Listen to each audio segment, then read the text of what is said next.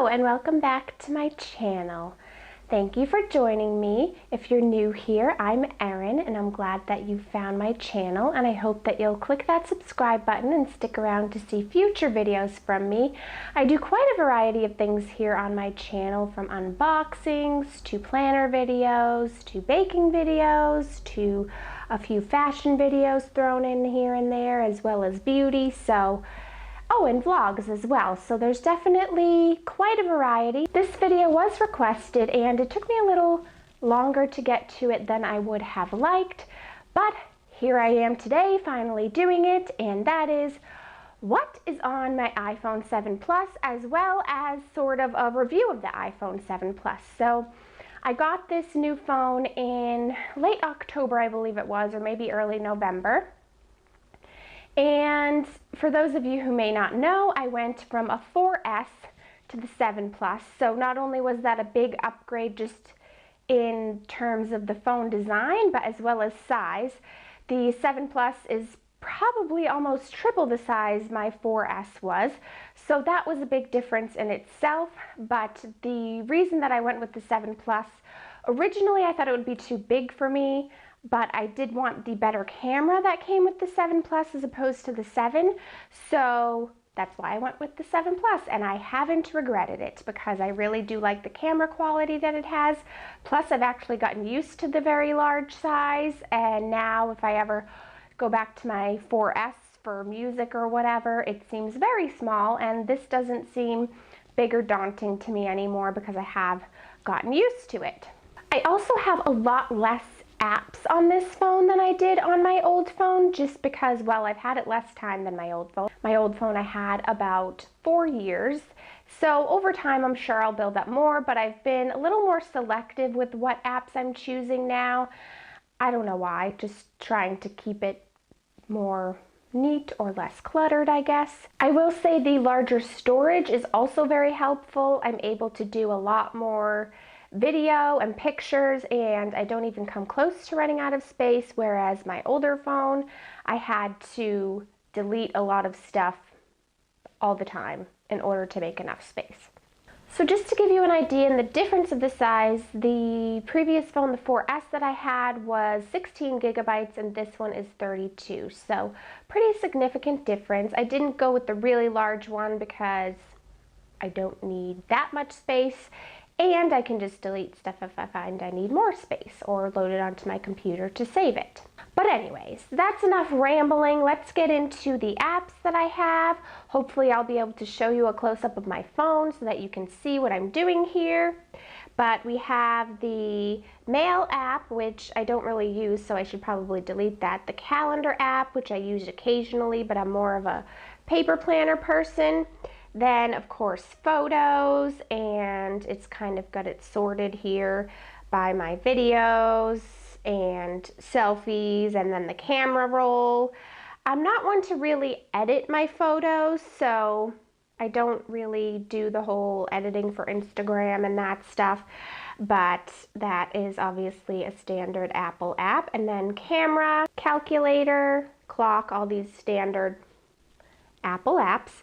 But then I like to put things into folders to keep them organized so I don't have 20 apps to scroll through. So the first folder is social media, and in there I have Snapchat. I've really gotten into using Snapchat more.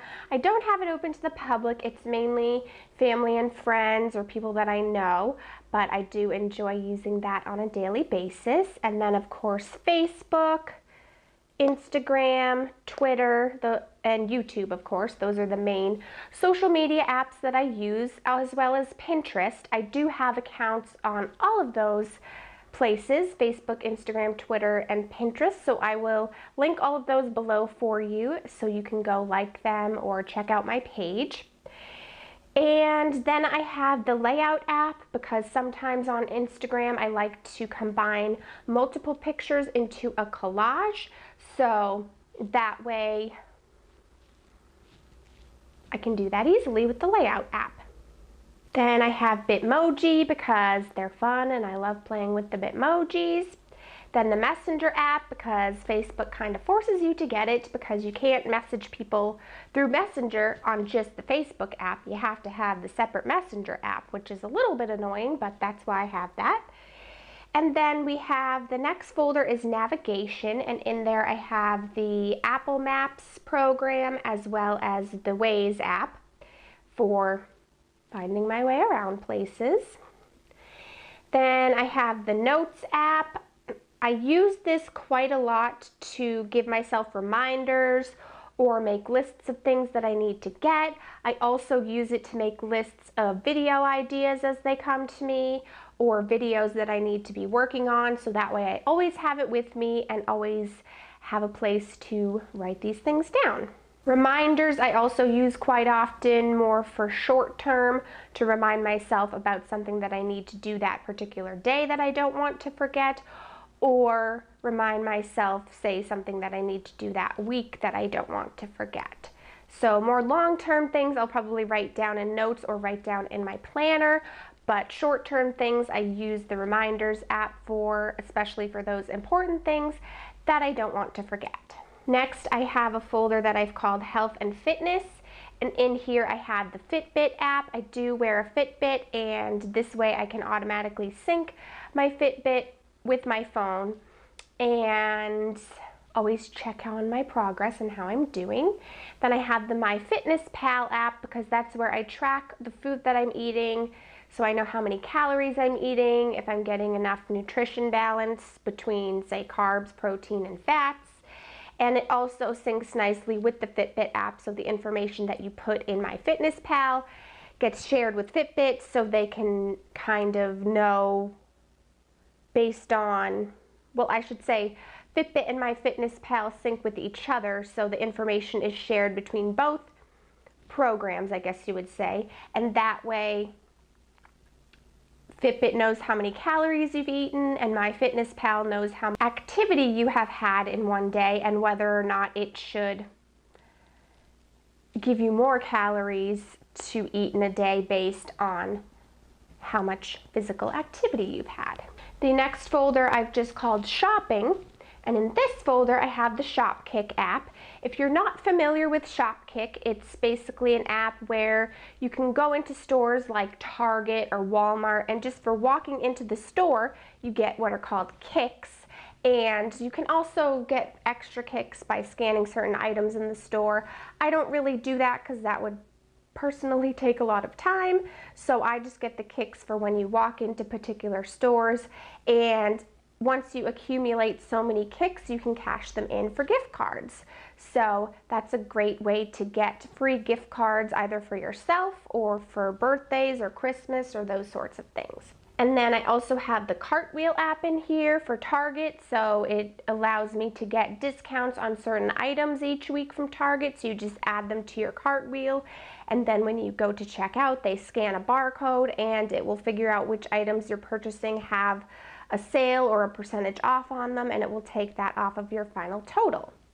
And then the final one in shopping is the Keyring app, which is very handy for me because I have many loyalty or rewards cards to a variety of different stores, and I used to have to try to carry them all around with me, and it got to be quite a bit daunting because that's a lot of cards to carry around, for one, and two, it would take me forever to find the particular card that I was looking for when I was at that certain store. So this way I can put them all into the Keyring app, so I can show you that a little bit. So I've got, oh, you can also put gift cards in here. So I've got my Dunkin' Donuts gift cards, I've got my Hallmark rewards card, Kohl's reward card, CVS, Rite Aid, Starbucks, Body Shop, Ulta, Sephora, all those great things. So they're all right here in my phone, and then when I go to a particular store, I can just click on the store. They have the card number right there that they can scan, and it makes life a lot easier, and I don't have to carry a bunch of cards around with me. So that's everything in the shopping app. I should also probably have my Ebates app in there. If you're not familiar with Ebates, it's basically where when you shop online, you can get cash back for shopping online. So it's only to particular stores, and each week or each day the percentage of cash back that you get might change. But I know they have it for places like the Body Shop, Bath and Body Works, a lot of places that I like to shop. And so basically you're getting free money to shop online, and then pretty much quarterly they'll send you what they call the big fat check, where you get that money in a check, or you can also send it to your PayPal account if you prefer. And so it sounds like there'd be a catch, but there isn't. I've gotten quite a few checks from them so far, and so if you're a big online shopper, it'd be definitely something worth looking into. And if you want to, you can use the link that I have below, or you can just go check it out on your own through Ebates. I think the reason I haven't put it on here yet is because I don't shop online on my phone that much, so I usually just do it through my computer, but that's something that you can look into. So next I have Time Hop, which should probably just go in the social media folder, but for some reason I have it by itself. And I enjoy that because it allows me to look back over past years and what I was doing, say, 8 years ago, 4 years ago, however many years ago on that particular day.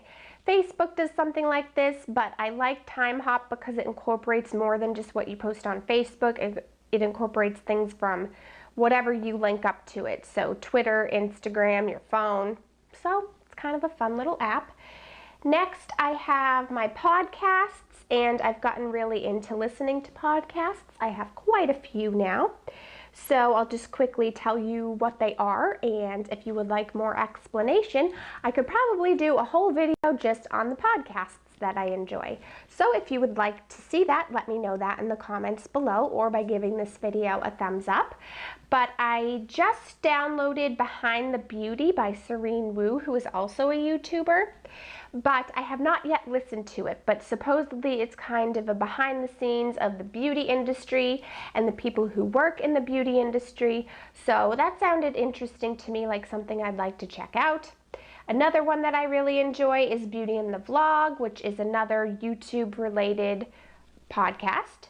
Then there's the Director's Cut, which I've spoken about before, which is directors from the Directors Guild of America interviewing other directors, talking about their particular movie or film. Then there's the Resort Loop podcast, a Walt Disney World podcast. Then I just recently started listening to TED Talks. They break them down by society and culture, health, and business, and I've found those to be really interesting and entertaining. Then there's The Lively Show, and I don't really know how to describe this one, but it's kind of a lifestyle, but also focuses more on the blogging world. Then there's Not Too Deep with Grace Helbig. I only listen to those occasionally if she's talking to particular YouTubers that I like. Then another Disney podcast called Be Our Guest podcast. And then the final one is 48 Hours, which is just like the TV show. It's just you can listen to the audio on the podcast. So those are the podcasts that I currently listen to. If you have any other suggestions, let me know. I did listen to Serial. I really enjoyed that. I wish they'd come out with another season already, so I am waiting for that. Next is the weather app. I basically just use the iPhone weather app. I used to download the Weather Channel app, but I think now that the iPhone one is powered by Weather Channel, so it's pretty much the same, and I find it fairly accurate, so that's how I get my weather. Then there's the App Store, iTunes, and then I have a folder here called Music, and in here I have just the iTunes Music, Shazam in case I want to find out what a particular song is, and Google Play, which I really enjoy. I used to be very much a Pandora person until I tried Google Play, and I really like it because 1, there's no ads, 2, you don't have a limited number of skips, you can skip as much as you want. The only thing I don't like right now, and maybe I just haven't figured out how to do it, is that you can't shuffle multiple playlists together or multiple albums together unless you kind of custom create it by your favorites or something like that. But they have a huge variety of music on there, and I enjoy the way that they categorize things, so I do enjoy using Google Play. Next is games, and I've really cut back on the amount of games that I'm keeping on my phone. I have Words with Friends because my mom and I always love to play Words with Friends. we always have multiple games going because one isn't enough for her, but it's good. It's a good way for me to try to expand my vocabulary. And then I have Disney Emoji Blitz, which is kind of like a Candy Crush style game, but it's Disney characters. The thing I like about it is that as you progress, you can earn free little Disney emojis that you can then use to text to people and things like that. And the final one I actually just downloaded last night, so I can't say too much about it, but it is another Disney game, and it is, I think it's just called Kingdoms, but basically you're in Walt Disney World and there's a curse. The bad people, or the villains, the villains have put a curse on it, and Mickey and friends have to try to lift the curse, which very much reminded me of the Kingdom Keepers books, which if you haven't read those, I recommend them. I've only read the first one, but I do want to read the others soon. But it made me think of that when they first described it. So you're basically, it's kind of like you're building parts of the park, but I think it might be Disneyland, or maybe the combined Disney World and Disneyland, because it definitely had California Adventures in there with the big Mickey Ferris wheel and everything. But as I said, I just started. I only played a few minutes, but it's Disney, so of course I had to try it. And so far I'm enjoying it, but I can let you know more about it once I've played it a little bit more. And next I have IMDb, because I often like to look up information about movies or who a particular actor is when I recognize somebody and can't place where I know them from. FaceTime is on here. I don't use it that often, but I have it there in case I ever do want to FaceTime with my mom or aunt or anybody like that. Next is banking. I'm not going to go too deep into that, but basically it's just where I keep all my different banking apps. Then I have the meditation app on here, which I haven't been so good about using lately, but I do find it helpful when I want to relax and unwind and need a little help meditating. The next folder I have is dining, and all I have in there is the Dunkin' Donut and Starbucks app, so you can tell where I like to go and dine, anywhere that there's coffee. And then next I have just a folder that says extras, which is a lot of stuff from Apple that I don't use, like the compass, voice memos, Find Friends, Find iPhone, things that I think I may need at some point, but I don't use really right now. Then I just have another folder called Apple Junk, all those Apple apps that I don't use. I guess you can delete them now, which is a nice feature from Apple, but I put them in this folder before I knew you could delete them, and I just haven't gotten rid of them. Maybe someday I'll use them, but in here is Home, Health, Wallet, and Keynote. So then next I have a folder called Alternative Messaging. By that I mean other than regular text messaging. And in here I have the Google Hangouts app, because sometimes I talk back and forth with my husband on that instead of texting. And then I have the Signal app, which I mainly use to talk with my brother. And that is an app for any of you out there who message and want your messages to be encoded. It does it for you automatically. So that is what I have in there. And then of course I have the Netflix app. I don't use this as often. I tend to watch YouTube more on my phone, but I do like having the Netflix app on here, especially now that you can download particular episodes of shows. So that way if I'm traveling or anything, I can have some episodes downloaded and just be able to watch them right on my phone on the plane. Next I have the AMC Theaters app, because that's the main movie theater that we go to, and we are Stubs members, which is basically like their reward card members. So I can buy tickets through here, I can check our Stubs balance, I can pretty much do anything that you could do on the AMC website right from that app. Then I have the My AT&T app, because I am an AT&T customer, so that way I can check on my bill, check on usage, even though I can kind of check that on my phone now, I think. And then the final thing is the Google Drive app, because occasionally I've had to use that to transfer or download things. Down here on the bottom bar I have the settings tab, my Safari, the phone, and then the messaging, because those are pretty much what I use most of the time or most frequently. So that is everything that is currently on my iPhone 7 Plus. As I said in the beginning, I really do like this phone. I am very happy with the purchase. Obviously, you can see I got it in the rose gold color, and I got a cover to match. I do love this phone. I'm an Apple girl, and I do love this phone. I hope you enjoyed hearing about what apps I use. I didn't get that much in depth with really detailed things or hacks or things like that because I already feel like this is going to be a pretty long video, and sorry if I spoke a little fast in this one, faster than usual, but I felt like I had a lot to get through.